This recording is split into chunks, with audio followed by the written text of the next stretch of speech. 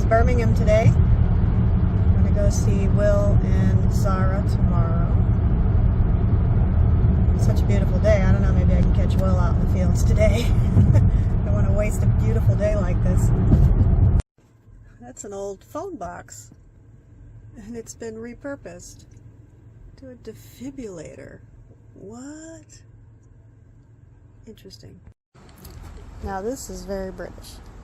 That's cool. I got some provisions. I stopped at the Tesco. They happen to have a KFC nearby, because that's how we roll.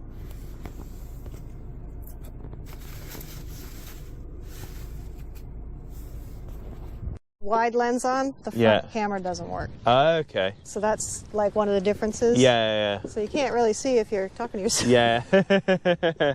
Anyway, we're here with Will from Cowley Hill Farm. How are you? And we're looking at your rams that you're selling.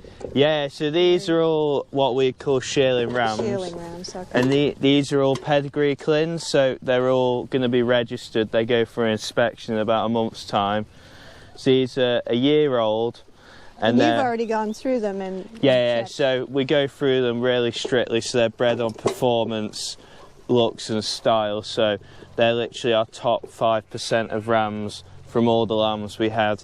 And then they'll probably get weaned down again. I've seen one that's not the best on the pasture already just looking at them. But yeah, these will be going for sale in the autumn, so it's now May, so in like August, September, these will be for sale. And we might, well, I'm going to keep definitely one of them this year too. So you can see they're quite tight skinned. I don't think you know what that means. It's like the crimp in the wool is tight. Oh, okay. So they're not really woolly and all out. If you can see, they're quite short. It looks shorter. Yeah. But it just means it's a bit tighter. It's supposedly when they're in harsh conditions. Okay. The water bounces off a bit better. But these will be shorn again in about 6 weeks' time. Oh, okay. But they're definitely the best group we've ever bred. They really look quite uniform. Yeah, they look quite really nice. I've had the sheep now, what, 10 years, and it's every year I think we're getting somewhere, but then the next year I think we smash it. They just keep getting better, and that's what you want. You can't stand still, especially with pedigree breeding. Yeah. I remember you were saying that when you were lambing, that you had some really nice looking lambs. Yeah, and they'll be better than these. Well, hopefully they'll be better than these, and then the lambs out of them. And we're breeding from our own bloodlines. Pretty much all these will be out of our own ewes, and some out of our own tups too, so they're completely Cowley Hill, which is, I've got the wrong t-shirt on. Well, clean living Cowley. Yeah, so they're that's our pedigree prefix. Yeah. And the clins just are getting more popular year on year over in the UK. So they're purebred white-faced sheep, really good for commercial. They'll scan at 180 to 200%, maybe a bit more depending where you are. So really good for crossing. You'll see in a bit, we have a pedigree flock and a commercial flock. We breed the pedigree flock pure, and the commercial flock we cross with a Suffolk and Aber Black. Those are big lambs. I can't believe how big they are. Suffolk. Okay, so black, it looks brownish. That's a Suffolk. They're so cute. That's an Aber Black, that one. This one that here? That 157. Oh, that is too. Yeah, that is as well. 198. That's a Suffolk cross. That 178. Yeah, that one with the spotty. Swan is just having himself a grand time. That's pretty cool. Gotta bring Sandy out here. Suffolk's quite popular out there, aren't they? As a terminal breed. A lot of other breeds that we have out here in the UK, there's not so many. When I got sheep 40 years ago, I wanted Suffolk, and they were very difficult to get. They were so expensive. And I ended up with South Downs. They were a commercial sheep, but they were actually bred for wool at the time. Because wool actually had money, you know, back in the 80s. Back in the day. Back in the day, yeah, with them. Just make, I don't know, $20, $30. Yeah. Make instead of have to pay. But I don't know why wool is bottomed out where it's not worth anything. That's just crazy. It costs more to shear them now than it does the wool. Is this lamb alright? Yeah, it's just sunbathing. Yeah. That's a hell of a lamb. That 158. I know you showed it before. Oh, look at that, yeah. That's a hell of a lamb. That is, look at how big it is next to its mother. Guys, sorry. Very little shade. Of course, mine would eat the trees. And the trees would all die. There they go. Yeah, so as I said before, these are all the pedigree clins now. So these will look a lot more uniform. Yeah, they do. Oh, yeah, because he's supposed to be over there. That's the one that jumped the fence. It's flooded, so I just put an electric there.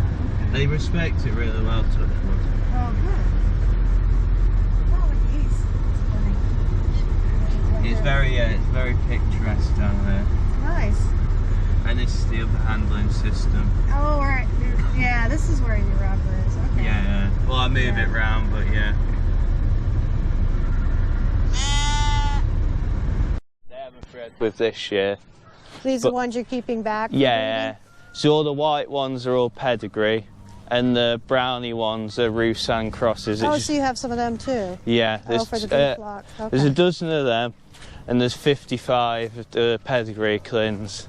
Are any of these going to go to the sale, or are they specifically for you? These are for me for breeding, so these are my best that I've kept. Are you going to show any of these? Possibly, yeah. Yeah, there'll be a couple in here we show. I haven't decided which ones yet, but... Yeah, I assume you have to go through them and... Yeah, I've got to get them in tomorrow to do the fly treatment on them, so... Oh, okay. Good opportunity to scout some good ones out. And when you're looking at ones that you're going to show that are show-worthy as opposed to, you know, your regular breeding... I guess something a bit more special, so really good length, good back end, tight skin, really good pedigree characteristics. They've got to have a jet black nose, they can't have any colour apart from white on their legs, black spots on their ears, and then it's pretty much then down to the best ones of them, if you know what I mean. Yeah, like one that kind of stands out. Yeah. Nice. The thing, because I know if you're looking for something to show, it's going to be something just a bit better, right? Yeah. A little bit more eye-catching. That's it. It's kind of what catches your eye. Yeah. One of your babies that you've put onto the clin? Yeah. Yeah, or well, whoever's running. They're not, some of these aren't boards in here, but there's like... that's not a border. No, these are like all the ones that have problems. Oh, okay. This is 224. That's the friendliest. That's her? Hi, 224. She never got a name, huh? Hi. Oh, you're the one with the black spot. That's the one with the black spot. Yeah, that spot. Then the borders. Hi. Oh. That must be a Roussan, or are you? That's an Aber Black. No, I keep forgetting. Roussan, Aber Black, and a Suffolk. Yeah. You are so cute. I know. I don't have any milk. Sorry. Yeah, now the borders. They are different looking. That's Barbie. If you come here. Oh, Barbie's in there? Yeah, she's the one with green light with the red spot. Between the two. The little one. Yeah. Come on! I know. How did you become so friendly? Come on! I don't know. If I was just...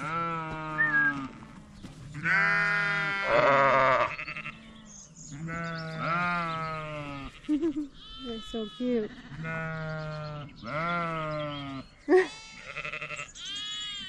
Yeah, they even call differently. Yeah. They're like deeper. Yeah. Then this one just itches me. Don't get too far. You cute. Little spot. You are very cute. Yes, you are. You are very cute. Did the little girls that were bottle feeding them, did they bring them back? Or yeah, they're in the shed at the moment. Oh, okay. Yeah. Well, that was a nice project. Oh, I know, I thought that was pretty smart. They're done really well. You guys are so cute. You guys are big. You guys are big. I know. That's the benefit of bottle feeding. You guys are friendly. Yeah, this is basically the problem paddock. They are cute. You are very cute. These have been fine treated, so they're all fine. Like itching. Are you okay, mate? Whoops, there goes. I was waiting for him to go over and he just wasn't getting there. Hi! Look at the face on you guys. So that mine have kind of this Romanish nose. Yeah. And that it's like the forehead is kind of big. It's interesting, the similarities.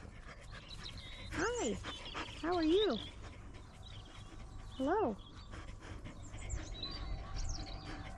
So are these on, do the lambs start eating grass right away when they go out? Yeah. Okay, they do, all right. So mine eat grass and stuff right away.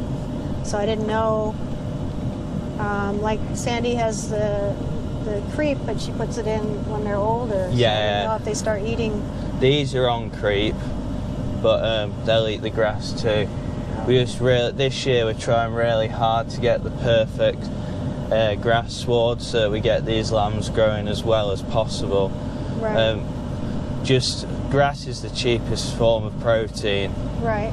So the more you can do with the grass, the better really. Obviously when you're buying in protein it costs a lot more than... Yes, I end up having to supplement with alfalfa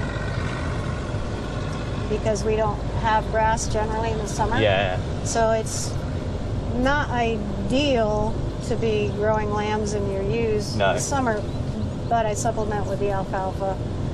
This year, I don't know what he's doing. That's neighbour. This year I started putting irrigation in last year so we could do like flood irrigation. Yeah. Kind of the opposite of what you need. Yeah. I need the water that you're not using.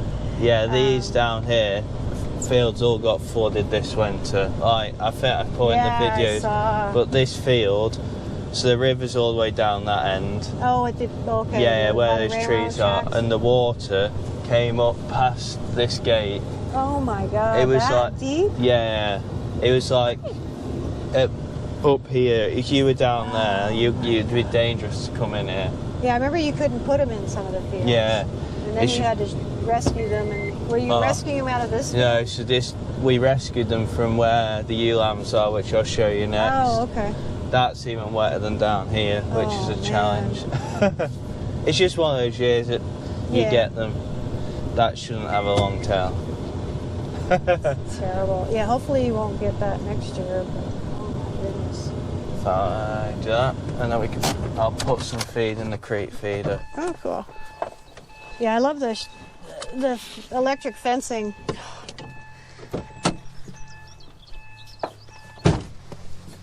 Make sure that's so much nicer to be able to fence off areas and do strip grazing. Yeah, so there should be a fence there, so no, we wouldn't need electric. Yeah, you got the but the water pushed a lot of it out, and it's only probably just gone dry enough to actually fix it. So we use an electric fence. We use electric fence a lot anyway, like say to paddock graze, because it's way more efficient. And to graze grass at this length, they put like 10 centimetres, 15 centimetres is perfect. Like it's the highest energy value of grass will be in high protein, rather than put them over. There's 80 acres down here. Oh, wow. If we graze at 20 acres at a time at a higher stocking density, less worm problems too, because obviously they're moving quicker. Yeah, because you're moving them every so often. Oh, you have a sheep and creep feeder. Oh wow, that's a big creep feeder. Now, all the ewes will run over. Of course. Because they think they're going to be fed. Oh, you got a little duck down there. Little ducks down there.